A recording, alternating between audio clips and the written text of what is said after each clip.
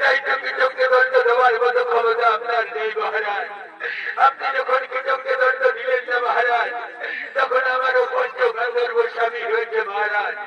তাই তো আজ আমি এই সভা মাঝে প্রতিজ্ঞা করে যাচ্ছি মহারাজ, সাক্ষী থাকো চন্দ্র সূর্য, সাক্ষী থাকো ৩৩ কোটি দেবতা, সাক্ষী থাকো মহাদেব, এই সভা মাঝে আজকে আমি প্রতিজ্ঞা করে গেলাম মহারাজ, আগামীকালের সূর্য উদয় হয় কৃষক দেখবে, নতুবা আমি দেখবো মহারাজ।